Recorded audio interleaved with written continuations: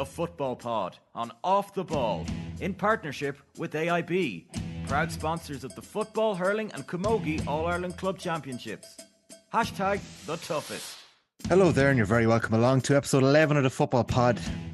It's still bright outside. It's Sunday evening when we're recording. There's a lot to get into today. There is the madness, there is the action, and then there's the finals, which we will get to in due course. This week the podcast is brought to you by myself, Tommy. We've got Jimmy in the corner, and we've got Cammy in the other corner. Chris Kamara, Paddy Andrews, come on in. I don't know, Jeff. Is he back? Out big time, wasn't it? Unbelievable. I was there texting Joe Malloy, ask Paddy, is Cluxton back? I was texting Paddy. Paddy's phone, the WhatsApp wasn't going through, whatever, about the Wi-Fi in Croke Park. And next thing, Joe Malloy breaks to you live on air, Paddy. You didn't believe it, did you? No, I thought it was being, and then I was thinking, like, Joe's not going to wind me up live on air, is he? It was the one time, for any listeners, if you're ever in the press box in Croke Park, there's the you're hooked up out in the seats, Tommy, aren't you? Like, and, oh yeah. And for some reason that wasn't working. The live feed, the bat phone into the off the ball studio, so I had to do it on my mobile phone, and you can't hear a thing out in the stand. The brutal entrance music that Croke Park puts on when teams are running out onto the pitch. So I said, right, I'll go inside and I'll talk to Joe live on the phone. So I didn't see anything. The lads, the team coming out onto the pitch or anything, and Joe said it to me, and I was, as I'm sure everyone was, completely shocked. Like, there hasn't been a whisper of this, not a peep. After, how? I don't know, 2.5 years. Since Are you Russian? Are you like the Russian state? Like, how is this stuff not getting out? It's a surprising one because, like obviously there was big news before Christmas with McCaffrey and Mannion coming back, and there was probably, I suppose that's outside the season, so it's inevitable. Maybe there's murmurs that these guys were coming back, so we expected that.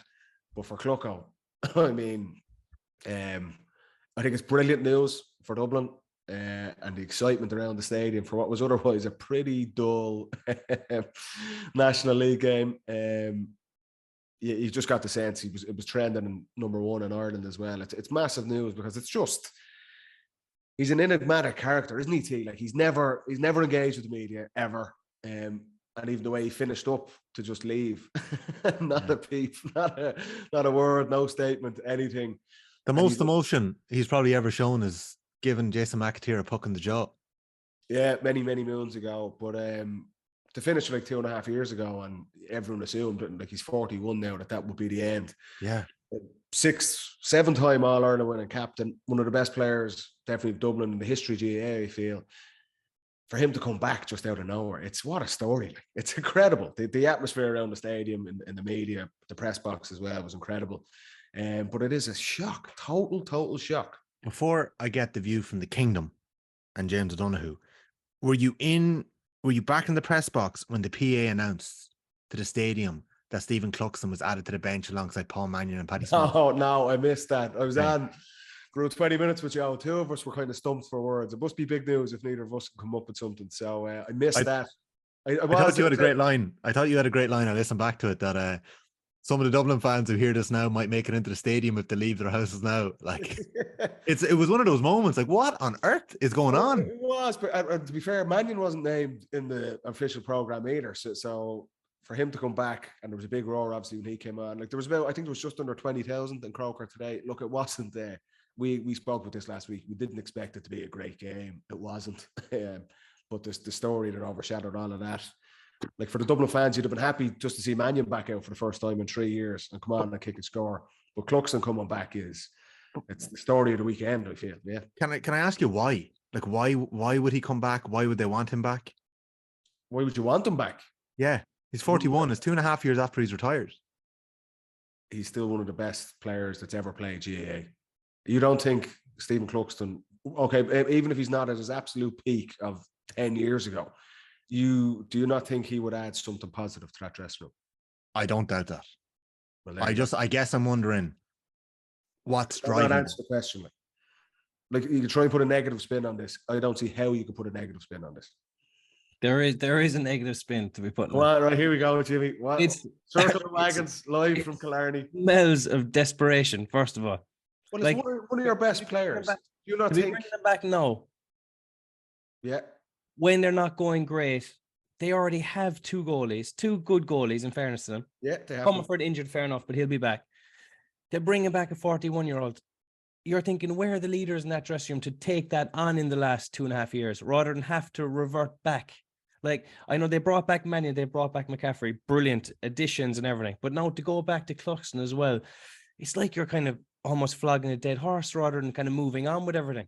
You know, they could have gone and got new leaders to take that group forward. But to go back, I think it does smell a bit of desperation, in my opinion.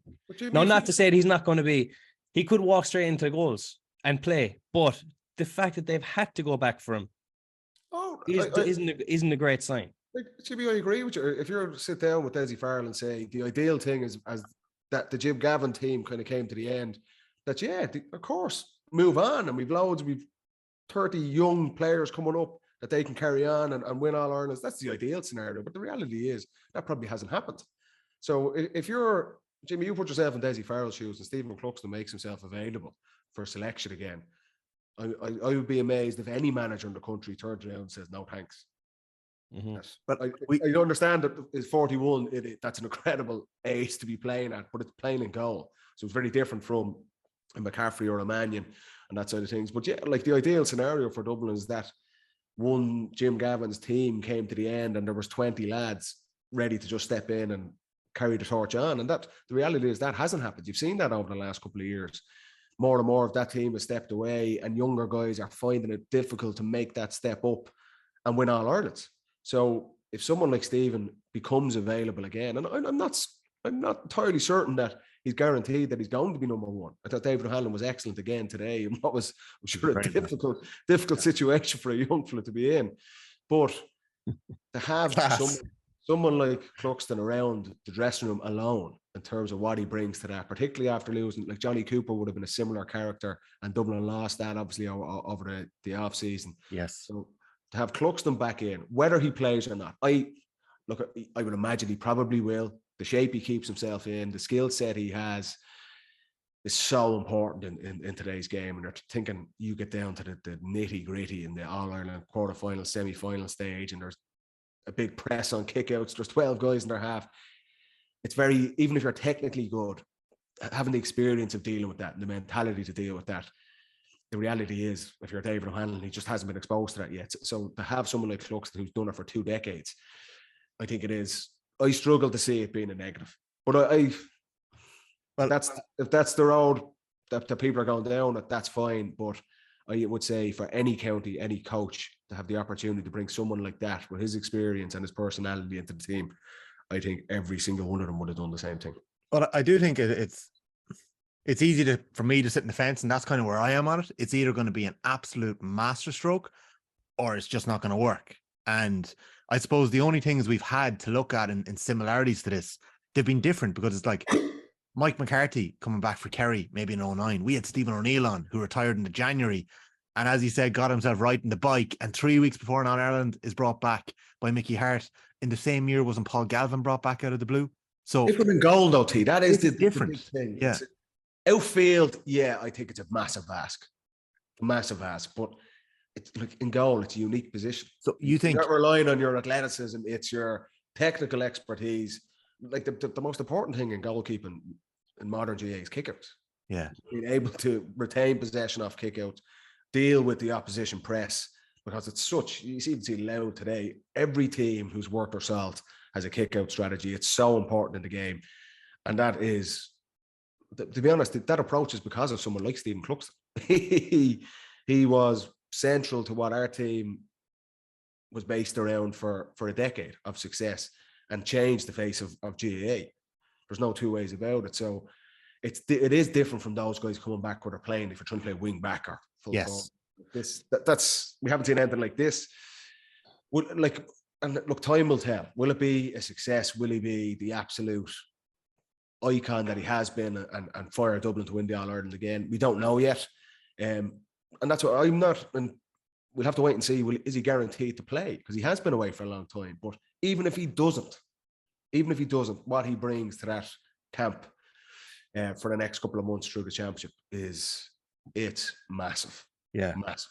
What I will say is, obviously the respect that everyone has for Cluxton is insane. He's the best goalie by a mile ever.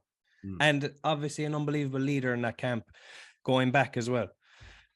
But it says a lot about Dublin that they had to go back from. I think that's my point on it, that they've had to actually go back and get him back. That kind of just says, as I said, that they haven't moved on.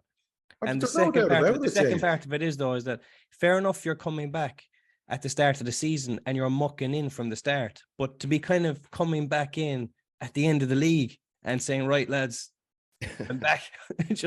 I just wonder how that's going down with the whole dressing room. Like, you'd welcome him back, obviously, but in the back of your head, you're kind of going like, we might have needed you at the start of the season, or we would have had you back then. Yeah. No, and look, that's without a doubt, I'm sure these conversations would have been going on from Dessie Farrell's point of view as well, because the reality is it probably didn't end that well. The way it was handled initially 2 years ago, where Stephen just kind of went off the scene, and that's as his nature. He wasn't going to make a big song and dance about it, but there was that uncertainty around the camp, and that was the year Dublin surrendered their All-Ireland. They lose to Mayo later that summer.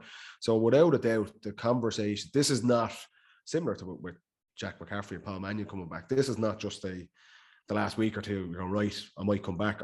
Without a doubt, these conversations would have been going on in the background between Stephen, between Dessie, the coaches, and I'm sure some of the senior players in that team as well. Because it is a big decision. And you've seen the reaction to it today. This is big news. And oh, yeah. We'll try and maybe underplay this, but it is massive news. So I understand, Jimmy, that coming back a couple of weeks for a championship, but I just think when you weigh this up from Stephen's point of view, that he feels he can contribute to the team, from Dessie Farrell's point of view, to kind of say, having someone like him come back into the dressing room. And it's just like, there's a lot of, even looking through the Dublin bench today, there's a lot of young players there that haven't been exposed. They weren't part of Jim Gammon's team of winning All-Irelands and things like that. And they're inexperienced. And whether they have the quality to step up right now into the Dublin team, the reality is they probably don't. And that's why these decisions to bring back a Mannion and McCaffrey and Cluxton, because we've said over the last 2 years, Dublin's depth wasn't probably good enough. They weren't getting that positive impact off the bench. So, okay, in most scenarios, most counties will have to just bide their time and wait for these younger guys to work their way up and suffer those 2 or 3 or maybe 4 or 5 years of transition. Whereas Dublin have been fortunate enough that they've got 3 guys in McCaffrey, Mannion and Cluxton who are generational players that have decided that, okay, we've been away from it, we want to come back, we have that hunger again. And they've worked that out with Dessie Farrell to bring them back. So is it a risk? I don't see it being a big risk, because these guys are of such high quality. We've already seen it with McCaffrey's input here today. He's picked up a couple of knocks, and Mannion even today, just coming on and just clipping a score from 40, 50 yards, something like that. They're weapons in Dublin's locker. So I agree with you that the ideal scenario, of course, is those guys retire and 20 new lads come through. But the reality is that hasn't happened. So, but if Dublin have the option of bringing these guys in, you have to go with it. You have to bring them. It's 19 All-Ireland medals that have walked back into the dressing room there from the lads you mentioned. I think, Paddy, what you've mentioned there, like, there was an element of mystery, and there was like this enigma. Why did Cluxton go? Is he coming back? Is he really gone? Was there a fallout? We didn't know. There was no statement about it. There was no real clarification. And it's interesting listening to Dessie Farrell speak to the press after the game today. He said he's never been too far away, and we've been delighted to have him back in the mix. He's Dublin true and true. He's always said that he's willing to help out if the need arose, and the need has arose. We're delighted to have him in the mix. So when you say there that he's never been too far away from the panel, Farrell is saying a similar, like, obviously conversations have been going on the whole time. I don't know if that's what they're saying. If Stephen walks away in, what was it, probably May 21. I thought it was April, but maybe it was May. Yeah, maybe just before championship anyway. In 2021, he played 2 decades with Dublin. Yeah, makes his debut in 2001. I think Tommy Lyons. Is it Tommy Carr? Tommy Carr is the Dublin coach to give Stephen Cluxton his debut. Do you know what I mean? Like, he's played nearly longer than the age of us. Do you know what I mean? So when he steps away, having won 8, captain Dublin to win 7 All-Irelands, he doesn't owe anyone anything. I always say this. So you just think at his age, with the time he's put into it, that's enough. He stepped away and that's it. And I understand that if there's no big statement, that it may seem like, oh, there must have been a falling out, or that's not, that Cluck just has never been like that. Yeah. He's never going to come out and make a big statement about it. He just wanted to put his feet up for the time being. He'd done 20 years with Dublin. Genuinely, that was it. And It's amazing. Yeah. If because there's no coverage about it, there's no statements or anything, people assume, and that's fair enough, that there must have been some sort of scandal or anything in the background. There wasn't. It was just a case of, I've done 20 years. I don't want to do this anymore. Do you know what? Do you know what it proves as well, Paddy? Is how unbelievable your team and your generation was, because even during that time it was like split Dublin in two, and they're getting to be too powerful. They have 500 players who could play. Do you know, that was the narrative. Whereas it's the best fellas driving it all the time, isn't it? Like, it's the top fellas who are just constantly taking those standards up a notch, up a notch. And like when they go, it's an awful hit to a panel to see those fellas go. We always said it, James. I mean, that period of success that we had was a perfect storm of two or three different things. We had fellas like Cluxton and Bernard Brogan and Paul Flynn and these guys, generational players in their own right, and had a mentality about them as well. And then you had this young crop coming through of Fenton and McCaffrey. Like, their under 21 team was like Fenton, McCaffrey, Small, Kilkenny, Mannion, all on the same team. Like, that is not normal. That is a freak group to come through, and they were supplementing the likes of Cluxton and Connolly and these guys. And then we had Jim Gavin as a coach, who was the ideal leader to manage against all complacency, to ensure everything is just absolutely by the book, that allowed for consistent success. And that was just a period of 7 or 8 years where we knew it was nothing about the narrative around it was, Dublin, like you say, you have too many players, or it's funding and all that type of stuff. All of those things, I don't think that did justice to what that group of players had. And we knew that when this kind of comes to the end, Dublin would suffer like they have in the last couple of years, where they are well within the pack now. And it wasn't sustainable, because you look through the underage teams, there's not another group of Mannion, McCaffrey, Kilkenny all coming through at once. That was just, it was a freak time, and we managed to make the most of it in that period. And those type of arguments around Dublin were proven to be it was very much flavour of the month at the time. Whereas you've seen in the last 2 years, Dublin have struggled to fill that gap with the players that have walked away, but to be able to go back and get 3 lads off the shelf like they've done in the last 6 months, I mean, what a massive plus for Dublin going into the next 3 or 4 months. The only downside I see as well is it's brought kind of attention to that goalkeeping position. No, like, it's brought attention to the 2 goalies who are already there. Yeah, it is. It is definitely. It's brought attention to Cluxton if he's inside the goals, because when he puts that ball down the tee, everyone is going to be like, oh, do you know, how is his kicking? It was always like that, Jimmy, anyway. It was. Say he comes up and he's kicking a free. Anytime we play G lads, he's going to get some cheer if he misses it. I know he's always been under pressure, but it's going to test. No, his mentality is obviously absolutely flawless. It was a couple of years ago, but it's going to be tested again if he's inside and goals. I think the challenger, right, is for the young David O'Hanlon, who's come in his first season playing, and he's been unbelievably successful, I thought, throughout this league campaign. Yeah, he's been good. It's been good. Kickouts have been excellent. He's had a couple of massive saves. He's done a big save today as well. Thinking of the Brian Hurley save in Porky Queeve. That's a difficult situation for a young goalkeeper to be in now, that you're kind of getting your chance, and then you turn around, you arrive to training whenever it was last week or the week before, and Clucko's sitting there in the corner, like in his seat. Yeah, he puts his bag on the ground, then it sits into. I go for a few pints with Clucko, and I'm nervous meeting him, just like you're on edge around him because of who he is. But for him himself, I don't think that's going to have an impact on him. That pressure or that side of things. That's, like I say, he's dealt with that for a long, long time. And that's the point I'm making with kickouts in particular. All Ireland final, semi-final, these games, there is, and Kerry have 12 lads up inside the 45 trying to win a stick. Like, Clucko has been there and he's done that. That's you could be technically brilliant, but dealing with that type of pressure, you only get that from experience. That's the reality of it. You can't fake that. You can do all the training in the world for it to actually come through that on the pitch on the biggest days. That's the advantage Dublin have there. So look, look, I think if you're the other counties, you would rather he wasn't back. I would feel. Yeah. Yeah, I think that's a fair way of putting it. I think, yeah. Although I was in the press box in Sligo Leitrim today, and similar to the way it is in the pod here, the press box was split. Half the people were like, "That's amazing," and half the people were like, "Why are they bringing him back?"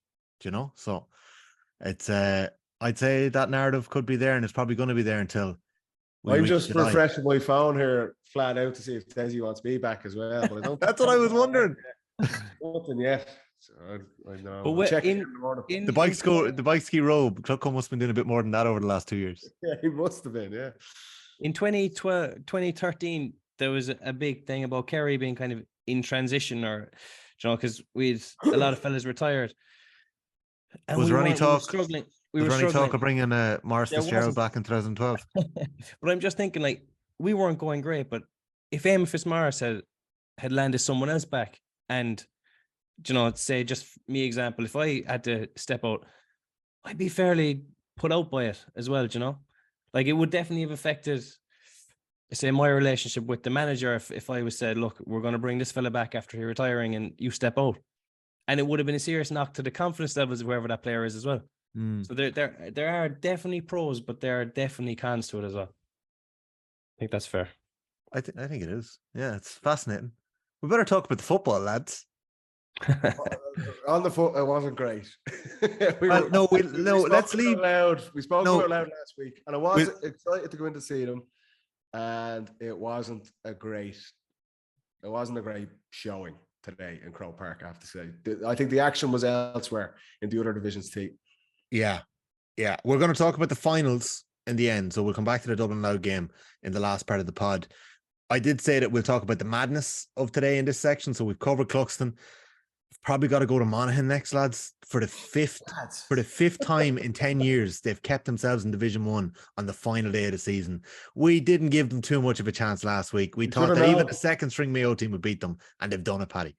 We should have known. And Conor McManus, 1-7. There you go. Bring all the old guys back. Phenomenal. The celebration after the penalty, he gave an old finger wag.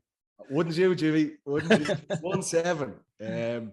For Monaghan, I mean, that is, like I certainly said from day one, we felt Donegal and Monaghan were consigned to Division 2, and it looked that way for large parts of this league. Donegal couldn't get a gallop after their opening day win against Kerry. And like, I've watched Monaghan a couple of times, particularly even the game against Kerry and Killarney, and even last week against Tyrone. They're just thinking they just didn't have the quality to stay in Division 1, particularly up front. And we were speaking last week, to get a point from play last week from Kieran Duffy, Jack McCarr and Colin McCarthy well tied up, and they're thinking, this is, particularly without McManus, Monaghan just are not going to score enough. And sure enough, 7 days later, they go to the informed team in the country, albeit, okay, it's slightly changed Mayo side, but they go to Castlebar for McManus to come out and do what he's done. And for Vinnie Corrie, what an incredible result for them. And for Monaghan, like I say, we should know better to stay in Division 1 on the last day again. And it's Armagh. It's Armagh who are gone on the back of it. So fair play to Monaghan, fair play to Conor McManus. Jesus Christ. The photos afterwards of Vinnie Corrie, and it's a young management team, and it's a young group of players in general there. So that is just unbelievable for that county again. Like, their playing population compared to the others, what they're doing to maximize their potential is unbelievable. So savage. James, can I turn to you on Armagh? Debt taxes and Monaghan to play Division 1, wasn't it? Shane Hannon on OTBM has branded them the cockroaches of Division 1. I think that's a fair moniker. Can't get rid of them. James, Armagh have had a funny week. They've now ended up relegated. The danger was always there. They needed a win to keep it in their own hands. They failed to beat Tyrone today. They lost by 2 points, 16-18 in Healy Park. Monaghan obviously won by 6, 14-14 against Mayo. Donegal, after a difficult week under Aidan O'Rourke, lost by 21 points to 9. There's a few interesting bits coming out of that game. They lost in the Hyde, so we might come back to that. And we'll mention Galway Kerry later when we get to the league final preview. They bet Kerry by 2 points. But Armagh, James, are now in Division 2. That is not progress for Kieran McGeeney's side. Yeah, they'd be disappointed. I think even in our maybe preview for the National League, we were saying we nearly tipped Armagh to be up the top end of it. if they continued on the kind of curve they were going. Like, is it the end of the world in terms of their season? It's not. I think that they'll be able to park it and still hit championship well if they have a good training block for next year as well. I think they'll be fine. I think they'll be able to play maybe a more expressive brand of football in Division 2 and maybe reignite some of the stuff that they struggled to get this year. But no doubt it's disappointing for them. I think that they would have been hoping to kick on and maybe make a league final, and it even looked that way midway through the league. They could have dug out a few results and pushed on to get the final. Obviously we heard the rumors about Rian O'Neill having a fallout. That's probably there's a few WhatsApps going around as per, but which are probably rubbish. No WhatsApp rumors, Jimmy. Canteen WhatsApp group. These took the biscuit. I think it started with well, boys, Damien here, and listed out a litany, like he even named himself, like a litany of rumors from that week. Now, what transpired was Rian O'Neill being ruled out on Wednesday with a quad injury, and then Armagh naming him to start and putting out a graphic with Rian O'Neill as the main man to start that only fueled the rumors going into Sunday. But Geezer spoke to Ashton O'Reilly about it afterwards and said there's been no fallout, even though he had a black eye, they hadn't had a fight, and that Rian O'Neill's quad injury isn't as bad as first feared, and they're hoping he'll be back for the Antrim game. Yeah, I think you're better off nearly having an interview like that. Just come out and say exactly what it is and quash it, because the longer you leave it, the worse the rumors get, the more WhatsApps go around.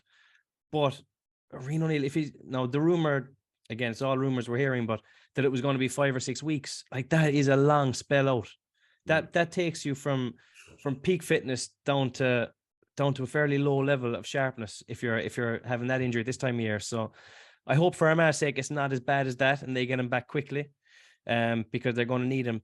It's going to take a serious effort to park that and get the form and the kind of the fun back in training to be able to plow on, because they'll definitely take a knock from going down.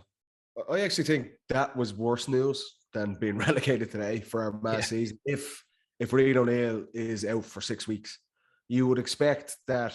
You remember, like, okay, whatever about being relegated from Division 1, that is a big blow to Armagh's momentum that they're trying to build up.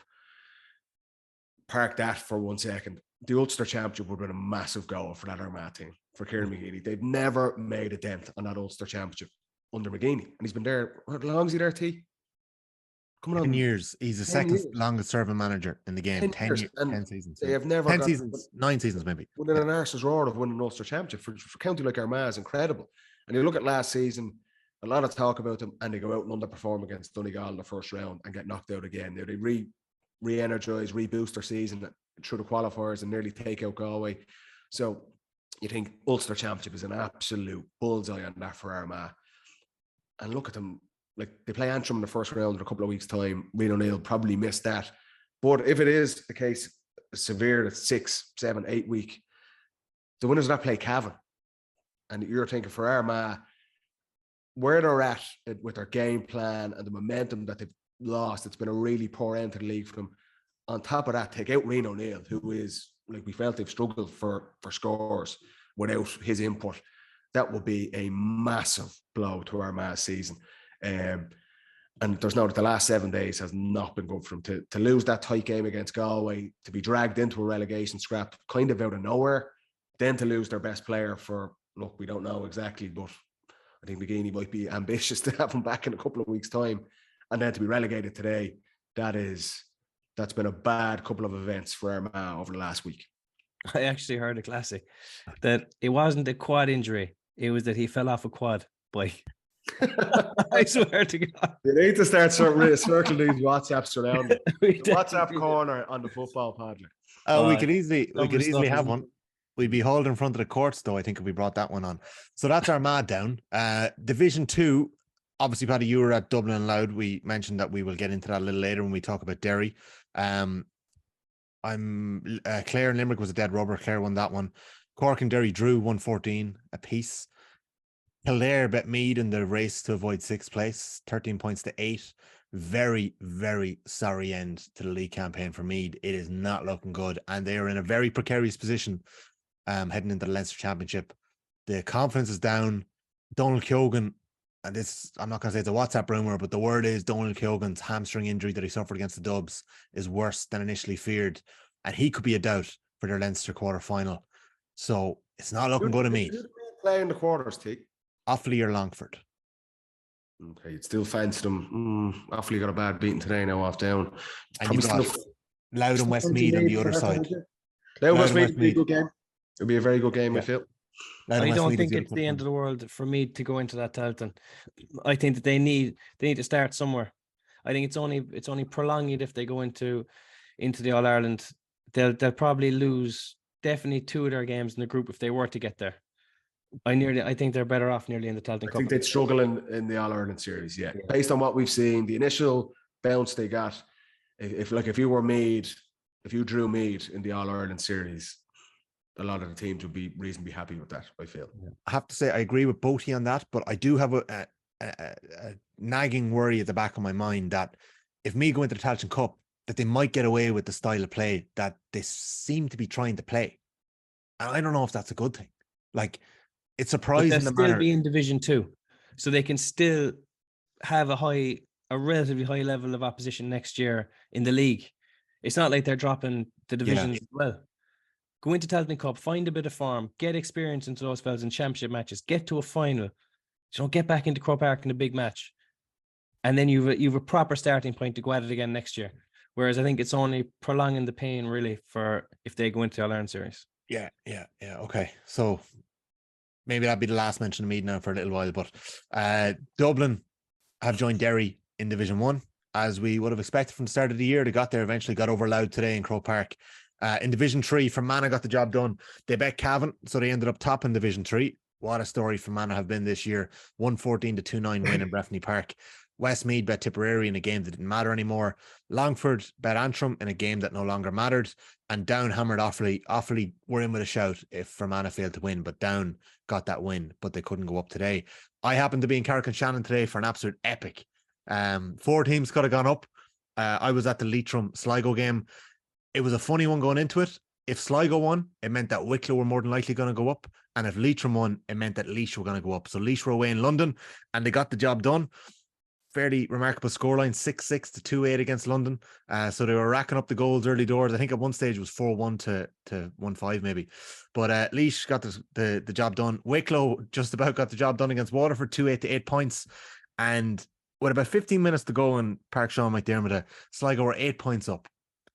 It felt like a dead duck. Leitrim had started well, but Sligo took over after that. Pat Spillane was exceptional. I've heard he's been quite hot and cold throughout the league this year, but he was burning through the middle of the pitch, scored 1, 2 or 3. Paddy O'Connor was exceptional at full forward. Niall Murphy was keeping it ticking over. Luke Towie, who's been exposed to the AFL, and Sean Carabine were really strong for Sligo as well. They were looking really good. And with 15 minutes to go, Leitrim came back. 2 minutes left. Leitrim took the lead for the first time since the 6th minute. Tom Pryor kicked them in front. And at that time, Sligo just needed a draw. They got the equalising score. And it all hinged really on the next attack. 5 minutes of injury time were played. Leitrim kept the ball, I'd say, for the guts of 2.5 minutes. Fashioned an opportunity. A brilliant block by a couple of Sligo defenders. And they went down and got the winning score. The Leitrim players were crushed. The Sligo lads were over the moon. Sligo went up. Tony McEntee and his buddy Oisin McConville and Wicklow, 2 Cross McGlen boys, promoted due to the same result. Unbelievable stuff. But lads, it was, do you know what? It was a pity this game wasn't on TV because the level of football was brilliant. Like the conditioning possibly, of both teams was probably one that you could look at from the outside and think that Sligo probably had the edge on Leitrim in terms of the size of the players and maybe the sheer numbers and the depth. But like Leitrim brought on a kid, Barry McNulty, 18 years old, scored a savage goal, fields a mark, an unbelievable mark about 40 yards out and puts it over the bar. And just the belief in the stadium, it was just a pity it wasn't televised and more than the 5,000 people there couldn't get a look at it. Yeah, I think that if you look across all the divisions, that's probably one of the better games. Now, look, all the games are going to be on next weekend, so we'll see Sligo against Wicklow in Croke Park, and the same Division 3, we'll see Fermanagh and Cavan again in Croker as well. But like the games are on today, what Kerry Galway went, I suppose, look, as a replay the All-Ireland finals, and TG Carr are obviously going to go with that game. But in terms of excitement, like we tipped it last week that game in Carrick-on-Shannon was going to be off the charts, and particularly how it panned out. We seen a classic fundamental Tailteann Cup last year, all the way to penalties.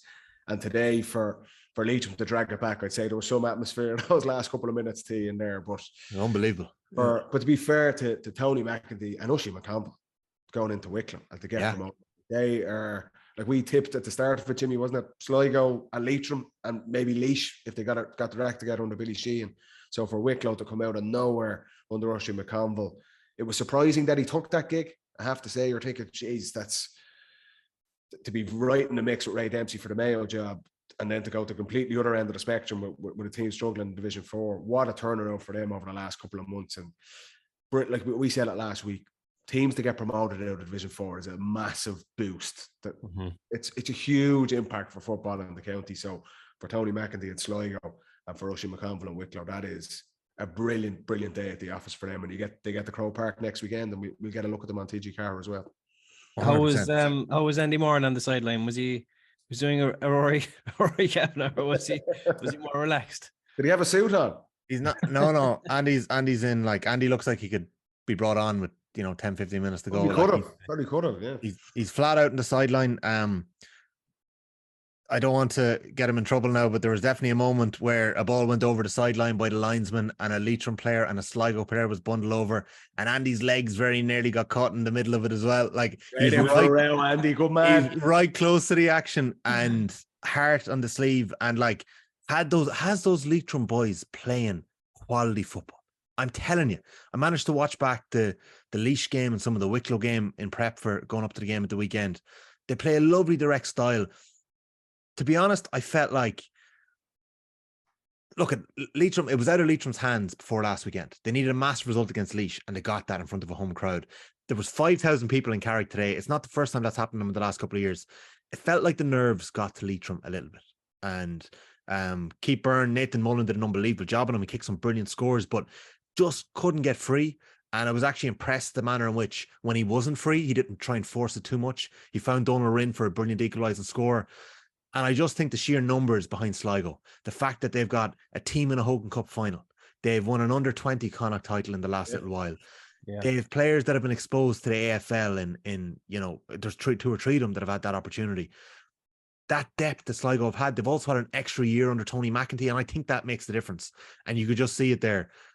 There is a buzz with both sides. Like, you could see it. There's a buzz of both sides, but yeah, it was a pity that both of them were never going to go up on the same day, but you could tell they were really going for each other. And actually, Sligo have the hex on Leitrim now. You wouldn't believe it. It's 12 years since Leitrim have beaten Sligo. So it's a low base that they're coming from. But they're on the same side of the Gaelic Championship. And there's a spot. Absolutely. And I'll put it to you this way. At stake, so that will be another massive game. And to be honest, it isn't something I considered, but at the very end of my chat with Andy Moran, he brought it up himself. The scheduling, and he doesn't think that the split season works.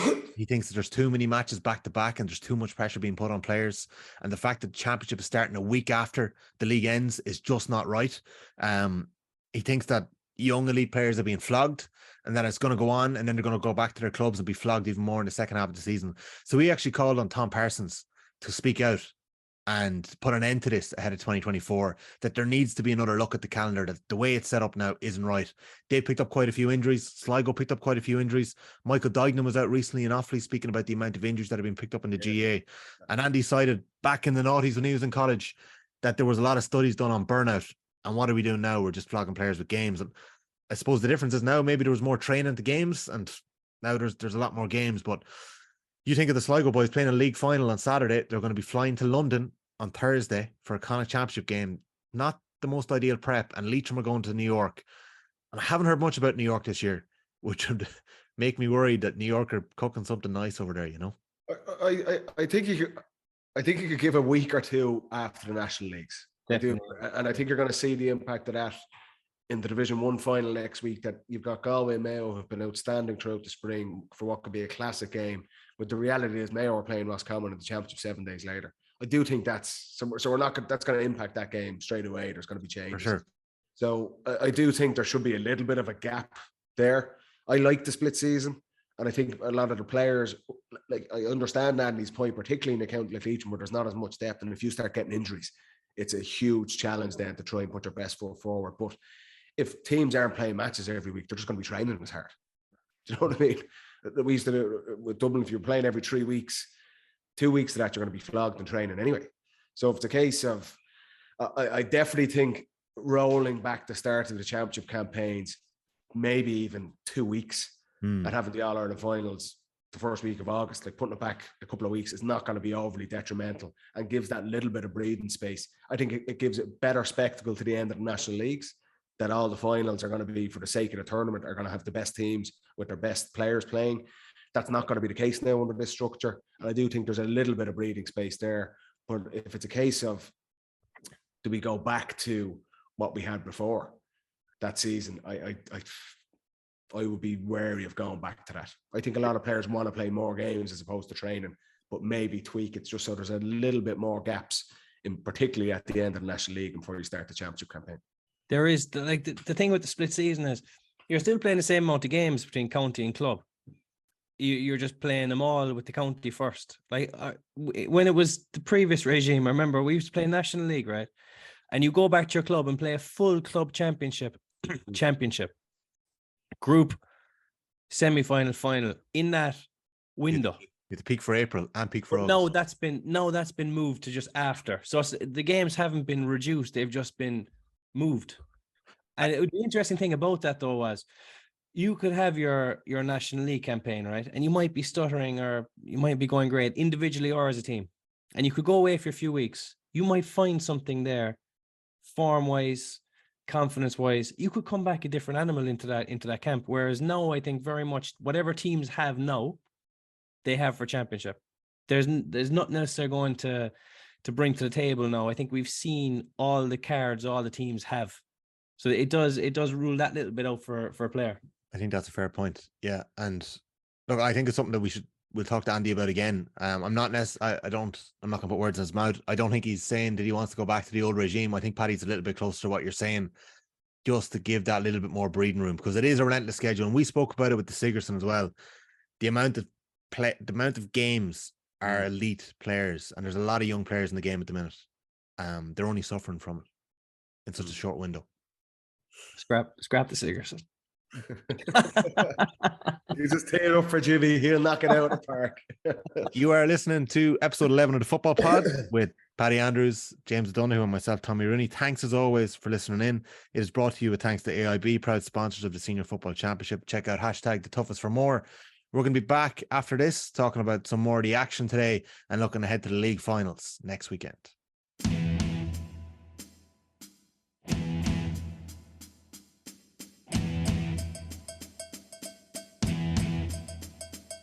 You're very welcome back to episode 11 of the Football Pod with James O'Donoghue and Paddy Andrews. Paddy, you were in Croke Park today. We've mentioned Cluxton. The football, the Dubs ran out fairly comfortable winners. A question for you before we look at the league final against Derry.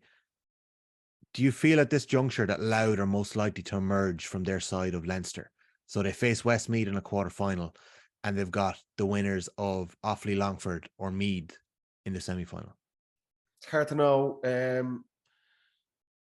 Maybe slight favourites, but I think, although Westmeath probably underperformed Division 3, and that was a big surprise across all the divisions for them not to get promoted, I would back Westmeath. I'd have them as favourites against Louth. Now, Louth are missing Sam Mulroy today, so he's a massive loss. Like we know that's going to be the case. They only scored 2 points from play today. You felt that was going to be an Achilles heel for them. They are well organised. They're very fit. They're very well set on their own kickouts and opposition kickouts. So all of those things that we knew Mickey Hart would bring, and that's got them to this stage where they were a game away from being promoted to Division 1. So there's incredible progress for them. There was a big loud crowd there today. There's a buzz around the county, which is massive for them. They won't fear anyone on that side of the draw, most certainly. But I think that'll be a brilliant game. Very like there's the same. We're talking about Cork and Clare and the Munster Championship down in Ennis. That'll be a massive game for those counties as well. But if I was to say on the face, but who do I think will come through that side? I'd have Westmeath just pipping Louth. There was nothing today that I seen that, like they're organised and all that type of thing. But I just think that firepower, particularly without Sam Mulroy, we know how much of a difference he can make. But I would fancy Westmeath to come through that side. Be two very like a stark difference in systems there between Westmeath and Louth, isn't it? Yeah, Like Westmeath are almost wide open at times, kicking the ball, moving pace. Louth are getting bodies back. It depends if Westmeath play completely into Louth's hands in that kind of a game, and Louth can hit him on the break. You know, a goal or two in a championship match there can seriously turn the whole thing upside down. The only thing with it, James, is like Westmeath will be like Louth. It's so clear what Louth are doing. Like Westmeath will have the next month preparing to play against the set defence. They have Jason Sherlock in there, who was a massive part of kind of our game plan with Dublin, developing that to play against set defences. And Westmeath, the forwards they have scorers. They have scorers that can hurt you. So even though, like I say, we've been slightly underwhelmed with them in the National League, I think it'll be a brilliant game, but I'd probably have them slight favourites over Louth for that match. Okay. For fear of my Twitter mentions being destroyed by the weak county, I'm going to sit in defence for another couple of weeks on that game. Dublin Derry then. Let's have a look at the Division 2 League final, because we've spoken about Cluxton coming back, Mannion getting minutes today. Jack McCaffrey, he's been out the last couple of weeks. Do you expect him to be today? I don't know. It's hard to know because it's 7 days away. If he's not in the squad today, you would think it would be a big ask to come back in and play straight away. Dublin fans, and I think for Desi Farrelly, would be hoping he'd be available maybe for some sort of impact off the bench, because the challenge they're going to face with Derry having bodies back, that penetration that Jack McCaffrey brings will be a very useful tool for Dublin to have. But I think on the plus side for the Division 2 final in comparison to the Division 1 final next Sunday, both Derry and Dublin have a couple of weeks before their big championship games kick off. So I expect Derry got to rest players today against Cork.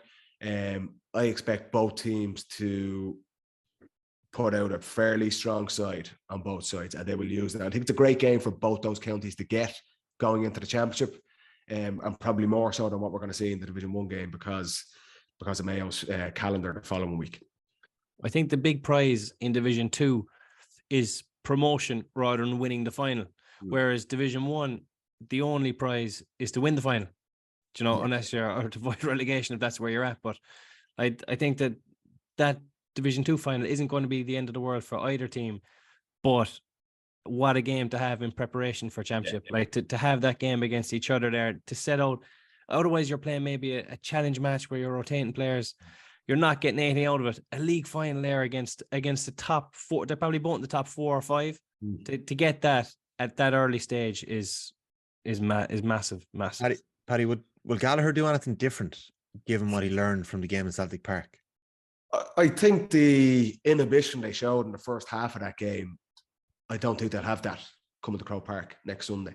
Like I say, I thought that was a big. We spoke about it at the time, and James, you mentioned it, that it was a box ticked along the way on Derry's journey to win that game against Dublin, and it was clear the first half of that game there was nearly a deference from Derry towards Dublin.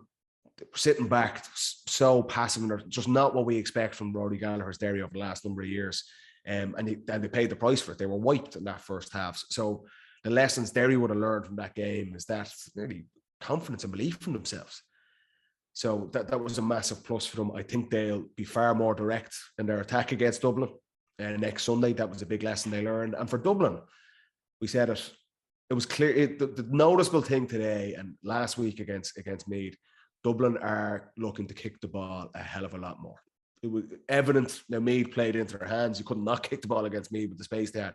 But even today, again, Dublin there was 5 or 6 occasions where they were putting those 50, 60-yard kick passes in. Kieran Kilkenny, again, kicking the ball more today than he has in the last number of seasons.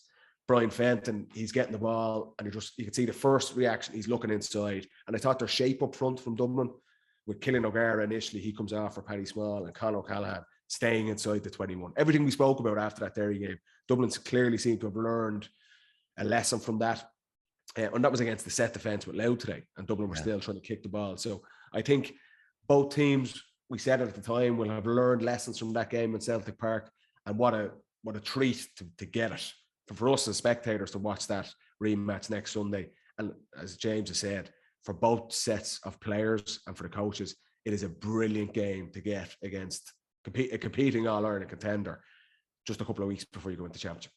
Okay. I'd love to see Derry go after Dublin's full back line as well. I want to see them tested.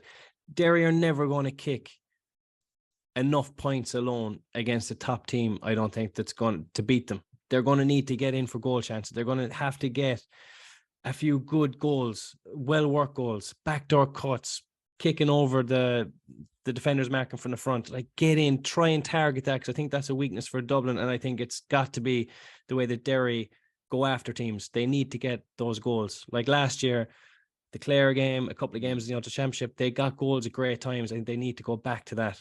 Get in at that Dublin full back line will be the way that the only thing with it, James, and that's the interesting thing for Derry, I don't know if they'll kick the ball as much. Yeah. Like their second half, they were so direct, but it was all runners. It was the likes of McKinless and these guys. It was just power plays from all over the pitch. I think Derry will do that. Whether they'll go into the realms of keeping Shane Wigan inside and they'll start trying these 40, 50-yard kick passes, we haven't seen that at all from Derry. So that will be interesting to see. Do they try it in this game? Or is it a case of being direct the other way, but just having runners from everywhere? I think it would probably more likely runners, yeah. I think it'd be more likely that. But I think it'll be a brilliant game. I think both games, even if Mayo do make a couple of changes to it, and Galway might as well, but I think both those games next Sunday, I think it's a brilliant day of football in Croke Park. Yeah, it'll be a cracker. James, I'm not going to ask you, are you worried about Kerry being flat?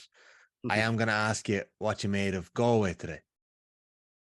I am a big admirer of Galway at the moment. I like what they're doing. That game, I watched it on telly. Very enjoyable game. Both sides kicking the ball. Galway more than Kerry. But Galway's ferocity in the tackle and their work rate, they were all on the same page. They know what they're doing. And in Sean Kelly, they have a serious operator. I'd love to take him down to Kerry. If you could take one fella to bring down, they could be under pressure at the back. They'll make a turnover and he is gone. Like the bravery, the skill level, the pace, the strength, the athleticism to get them out, and he'll work a score. He'll always make the right decision. I think he's a terrific leader to have back there. So I must say I'm very impressed with Galway. Comer came on. He's not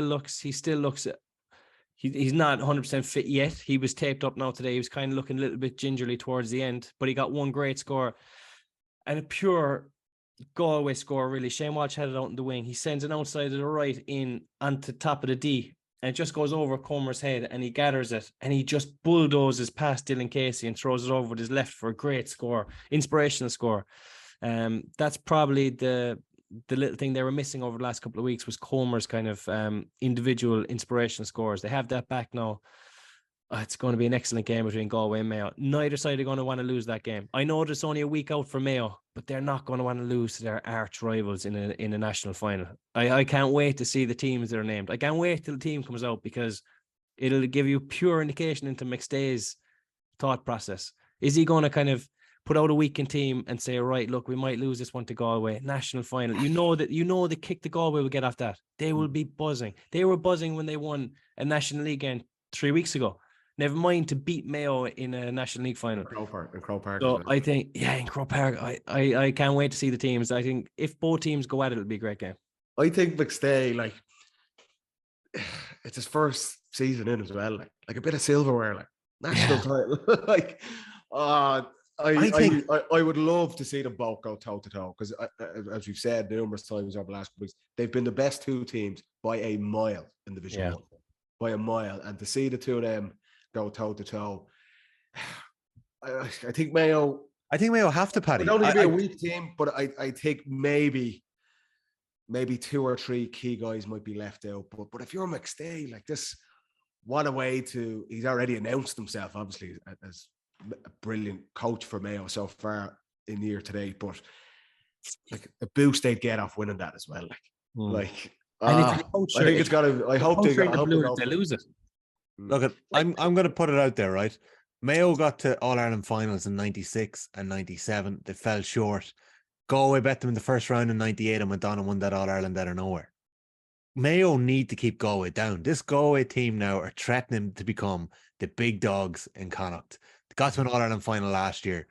I don't think Mayo can afford to let Galway go in and get a swashbuckling win and pick up some silver in Croke Park and lay down for them, you know? We said it last year at length.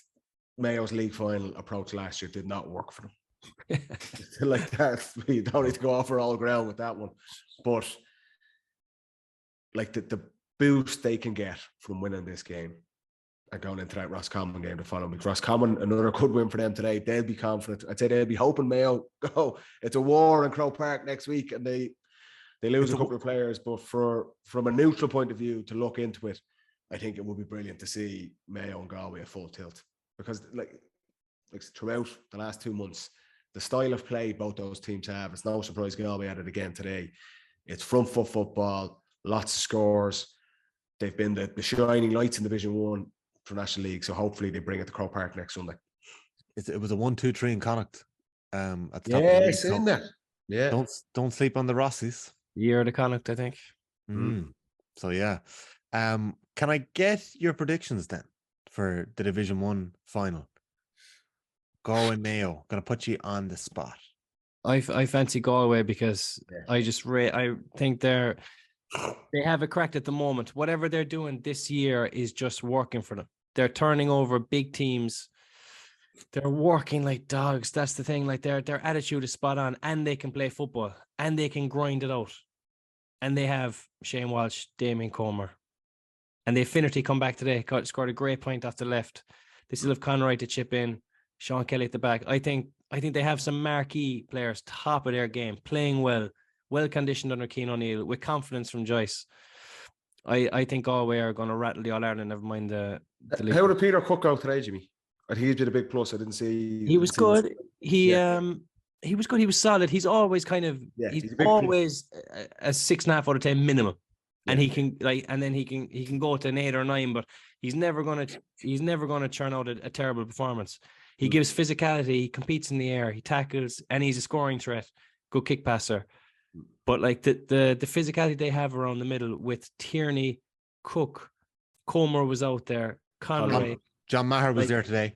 He's back in the pound. Yeah, got two from play. Like they're big men. You're not going to bully Galway at all.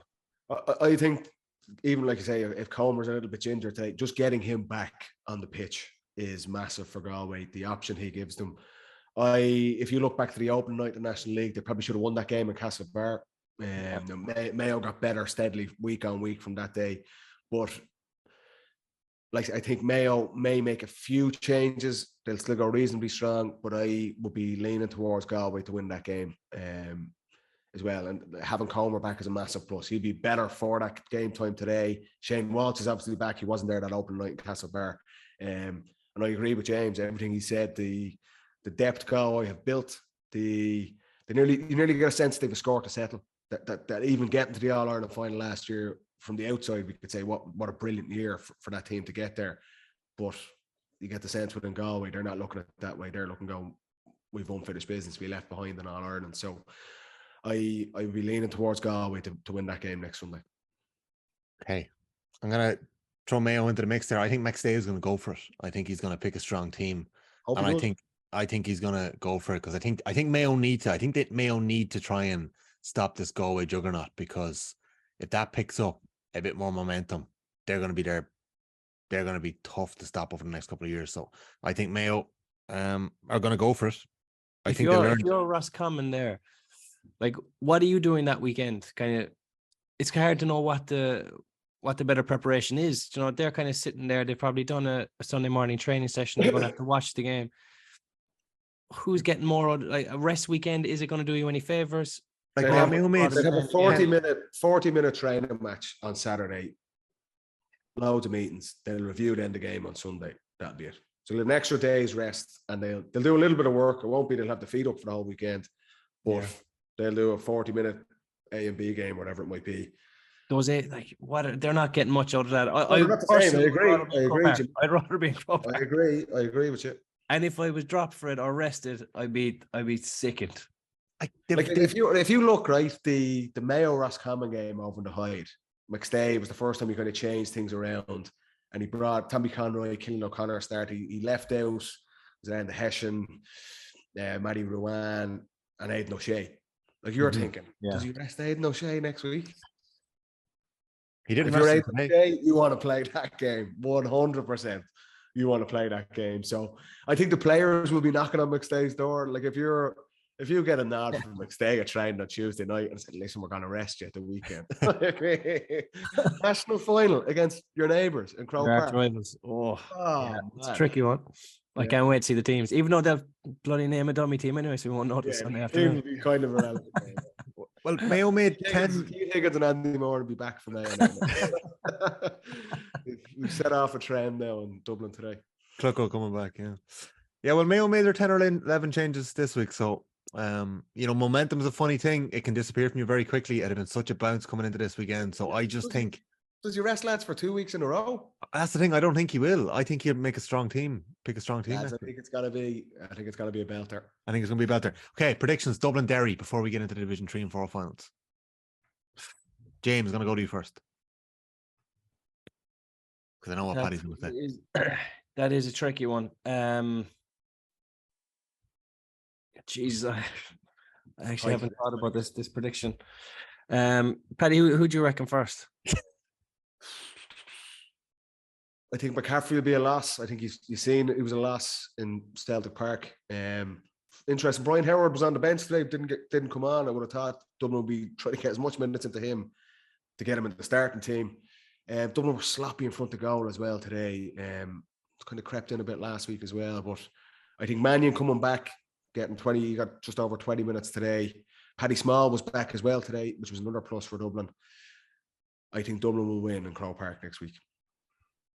That is a very tight game though, because I think Derry are going to be a lot better, and Derry could rest players this week as well. So I think it'll be another brilliant game, but I'm going to go with the Dubs. It could be the game, yeah. Yeah, the fact that Derry obviously beat Dublin already this year will give them confidence, and even today, like Dublin, it took them a while to put load away today. Like they weren't dealing with that system effortlessly. And I think that Derry might be able to tweak a few things from the first half performance, especially in Derry. And it's a big if they can rattle that full back line. And I'm not saying root the ball in or anything like that, but maybe a little diagonal outside of the boot every so often, just to keep them honest. If they're playing from the front, try and go after them, get 1 or 2 goals. And then you can you're not under pressure to kick point after point. You can kind of keep Dublin at bay then. Then Derry have a good chance. And I think that it means more. I think it's going to mean more to Derry than it is to Dublin. So I'm going to go Derry. Interesting. Yeah. It's 2 great games, lads, isn't it? It's going to be crackers, yeah. Both so tight. Like, so hard to call both of them. For the National League to get, like you're saying, you're getting 4, along with Kerry, they're probably the top 5 teams in the country. Is that fair to say? Yeah, spot on. Probably. So, according to Tommy's power rankings. Does that match your power rankings, or do you have Loud in the top 3? No, Loud in 6th. I'd Loud number 2. No, I'm only joking. Yeah. I think you're right. For the record, I'm going to go for Dublin. I think Dublin need to get a bit of a bounce in now. I just think they need that. I think their performances in Croke Park against Kildare, they kind of stuttered. Against Clare, they kind of stuttered. They obviously put Loud away today, and I think there'll be a bit of a bite in Dublin after that defeat to Derry. I think that might have stung a little bit, that bus home. So I think it'll be a cracker as well, and I think Dublin will edge it. So we'll keep an eye out for it. I didn't actually clock up the predictions from last week. I don't think anyone got a clean sweep. Paddy, you called all the home teams the first time around, so Mayo definitely let you down. Mayo always let me down. And James, you called Kildare, didn't you? Yeah. And Paddy, I think you called Meath. I called Kildare as well. That's the one I can remember. What in God's name? I must have been drunk back in May. Yeah, I thought so as well. Division 1 was now Dubs. Division 1, Tyrone I backed. You got 3 out of 4. I think I back Kerry as well to beat Galway. So James to back against Kerry. So not bad. I'll take 3 out of 4, lads. Not bad, yeah. James, you got to work on the predictions, man. And yeah, Division 3 Fermanagh. I think we all predicted Fermanagh to get up one way or another. So this is bad, lads. Yeah. Yeah, I actually thought Cavan would beat Fermanagh and Down would beat Offaly, so Fermanagh would still go up, but Fermanagh got the win. I knew all those results would happen. Yeah, you nailed it, boy. We've had worse weeks. We've had worse weeks on the predictions. Thank God the National League is nearly finished. Certainly. Cavan made a couple of changes, but not too many for the game today. Maybe the fact that they were already through, and last week they were essentially already through as well. They've probably let the the wind out of their sails a wee bit. They're facing Fermanagh in Croke Park. Cavan, you probably want to be in the habit of winning those games. They lost the Tailteann Cup final last year. Do you think Cavan will be targeting this win against Fermanagh this weekend in Croke Park? Yeah, I think Cavan will win that. Saturday evening. I agree. I think they were disappointed to lose that Tailteann Cup final to Westmeath last year. Galligan sending off obviously kind of turns it at just a crucial moment down the stretch. I think Cavan, the fact that they're able to rest a couple of guys today, Mikey Graham, they've been the best team in Division 3, even though Fermanagh top the table. I think Cavan will be going to win that one next weekend and set them up for a right tilt at more than likely Armagh in the Ulster Championship. So, yeah, I'm agreed. I think even the experience of Croke Park there from last year, familiar surroundings, whereas Fermanagh are going in, probably haven't played there. When was the last time Fermanagh played Croke Park? Probably when Sean Quigley put Cluxton over the line, wasn't it? 15. I was playing that day. That shows how long that was. I'm sure they played since. That was just the one that came to mind. But yeah, we just beat Kildare. I dislocated my shoulder that day, actually. Jesus, yeah. There's Jimmy, the beginning of the end, was it? James, there's a great photo of you. It's an awful photo. You were absolutely devastated. You must have just been sick to death of injuries at that stage. You were plagued around then. 15. Yeah, he was. I just 15. Yeah, I was going around the Kildare keeper. We played the quarterfinals. We got 7 goals against Kildare. Yeah, it was before us. We were playing for 9 after. Yeah, you must have been. Yeah, I was going around the goalie, and I took a shot, and I skidded on the wet surface, put out my arm, and I just went like that. I fell all my weight on my arm, and the shoulder just popped out under my armpit. I was like, ah. But you were back for the final against us. I played the semi against Tyrone, yeah. But you were good against us in the final in the rain as well. That was only what, 6 weeks later. Bad weather that season, yeah. Yeah, no, I came back for Tyrone semi-final. But I remember that we watched that game in the pub in Fermanagh. That is mad. It's just the things you remember is mad, isn't it? Just good crack. Glory days, Jimmy. Glory days. You were in trouble for a while in that game, I think, right? We won by 100 points. We were in trouble. Get the fucking phone. Goff is reffing got you over the line. What a man. Yeah, anyway. So Cavan made a raft of changes. But Fermanagh, like we might just get talking about the Ulster Championship in a couple of minutes. Like I'd say Meath are on their way into the Tailteann Cup because Fermanagh, Cavan in good form, Down in good form, even though they didn't go up. I'm just going to park it now on Donegal because we didn't even talk about what happened in Donegal this week. No, Paddy Carr. Plenty of time on that. Paddy Carr stepping down. Aidan O'Rourke came out afterwards today speaking to the press and said that Paddy actually asked him to stay in charge of the team. He didn't confirm whether he would take them into the championship. He said he was going to manage them up to today. We haven't heard. There's the word that we'll hear more from the Donegal camp in a couple of days. In disarray in the county, they're split. You're seeing on Twitter ex-players on one side of the coin and having bites on the other side of the coin, and it's just very messy at the minute up there. They obviously relegated today, was confirmed. They were essentially relegated last week, as good as. It was released in a special committee meeting on Thursday night. The media weren't allowed in, so this actually came out afterwards, off the record. But it was released that 3 Donegal players met Paddy Carr and said that they weren't happy with him as manager anymore, and they asked that he step down. So Paddy stepped down. Players said it to Paddy Carr. Yeah, Paddy McBurty, Hugh McFadden, and Owen Bon Gallagher. It's not a good situation to be in, is it? It's tough. It's tough. Very tough situation. Yeah. But I mean, they haven't had a good league, obviously. They don't look the same. It's hard to know what the right thing is. The only thing is, when a management leaves, is it not a better clean break for them all to go rather than to leave the 2 lads in charge without the manager? That's messy. That is messy. It's hard to know what they'll do. Obviously, they haven't decided yet whether they'll take him, but the chances are that the 2 lads will take them into championship. Well, O'Rourke was speaking afterwards and he says he really has to think about it because this isn't what he signed up for. He signed up to be a part of a management ticket, and it was Paddy Carr who asked him to take charge. But how could the players say, right, we're happy with you? Yeah. He has to go. Yeah. I don't know. There's a lot, I suppose. Yeah. I suppose there's a lot we Is don't there know. a bit of a from that WhatsApp situation. group? Is that definitely true? It is Is what definitely true? about the three boys. Yeah, with the county board released it at that special committee meeting.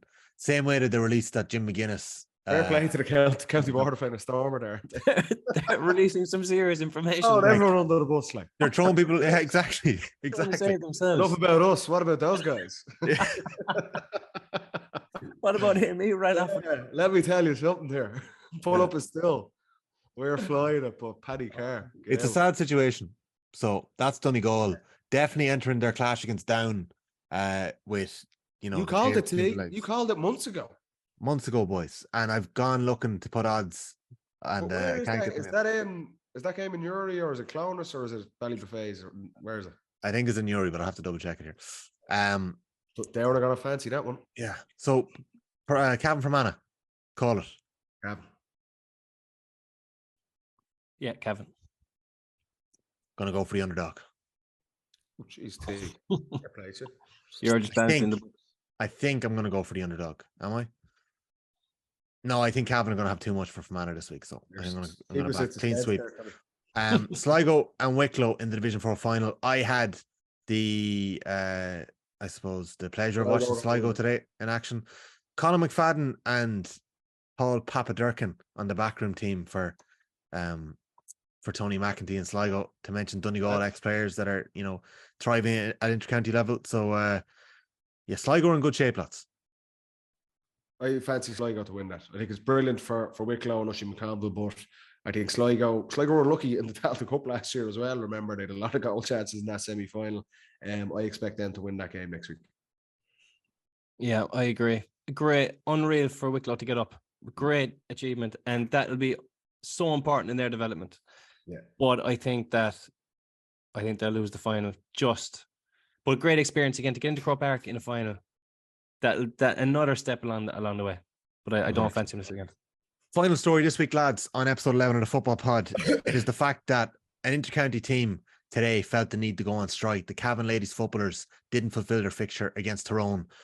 To make a long story short, they're not getting the expenses that were promised to them at the start of the year. And to quote Lauren McVitie, who was speaking alongside our captain, Nasser Bird, and Aisling Sheridan on the We Are Cavan podcast during the week, she said, "We're not looking for equality here. We're looking for the bare minimum." Essentially, what they're looking for is that they're Dublin-based players. I think they have the guts of 18 to 20 players, young players around students that aren't necessarily working. They get expenses, not even what the male counterparts get, but that they would get €30 each on a Tuesday for driving down the road, whoever drives down, for fuel expenses. And a charter was signed alongside the GPA and the county board at the start of the year. That hasn't been followed through on. There were 7 or 8 other issues as well that went in with gear and a couple of other things, but the expenses issue and the fact that these players cannot make it down the road for training is what's hurting Cavan. And they actually said that their own manager paid for a bus 1 week for the players to come down the road out of his own pocket. And they actually also said that selectors were given players the price of fuel after training themselves out of their own pockets. So it's a sad situation. And when they did the maths, it turned out that all they needed to raise was about $5,000. That's all they need to be able to pay those 20 players for 35 weeks to go down the road. They offered to do a fundraising campaign, and the county board, for whatever reason, said that would not happen. We haven't heard comment from the county board yet over what the situation is, so we'll wait and see what they have to say. But the fact that a team felt the need to go on strike is not a good sign. I read it today, and for them, there's an agreement made at the start of the season between all parties to get this show on the road, and obviously that's been reneged on. Like, the expenses is one aspect of it. I read through it. There's a couple of other things as well, and as the girls have obviously said, they're not looking for the moon and the stars here. They're just looking to have a minimum set of standards so they can go out and compete and represent Cavan. So you never like seeing this when players feel the need that this is like a last resort nearly, and I'm sure that would have been a very difficult decision for all of them in the group as well. So look, it's similar to what we're talking about Donegal, their situation, that this needs to be sorted out quickly, because it's not a good look for Cavan GAA to have their standout, their ladies team, feeling the need that they have to go on strike. So they should be getting looked after, and whatever was agreed at the start of the season should be followed through on. The commitment that's going in from those girls to represent Cavan that should be honoured by anyone who's looking to support the team. So hopefully that is rectified pretty quickly. Like I say, it's a drastic move to have to actually call off a game and go on strike. So I'm sure the Cavan County Board, it's a very proud football county, that they'll come to some sort of agreement over the next couple of days and get the team back out playing again. But even the pride that those girls must feel to play for their county, to actually have to go as far as say we're not playing because you've been disrespected so much is sad in a way, you know, isn't it? Like it's not fair on them. Like I'm sure they'd go to any length to not have to do that, but when you're being disrespected like that, you have to take a stand at some stage. So yeah, well, 100%. It's a story that's well worth keeping an eye on. It's obviously going to blow up now. The GPA are going to have to step in. Cavan County Board are going to have to come out. The Ladies County Board are going to have to come out and make a statement now and try and find a resolution here. So we'll keep an eye on that. I would recommend going back and listening to the three footballers, Nasa, Lauren and Aisling, speaking about this in the We Are Cavan podcast. Go and have a listen to it and you'll understand where they're coming from. Paddy and James, great to chat to you. Next week, we'll be recapping on the league finals and immediately turning our attention to the championship. Whoa, it's getting busy, boys. Who's making their comeback next week, lads? Who's next off the list? Not you two. I'm keeping me going on. You never know. Chance, coach. If Desi brings me back, I'm going to have to leave the pod, lads. I'm just going to throw that out there. I will look never say never. Yeah, okay. Well, McConville's still doing his media duties, so you could probably still keep it up, no? I know. We'll have to talk to Desi. Yeah, all right. Okay. James, Paddy, enjoyed that. Thank you. Cheers, Tom. See you, Paddy.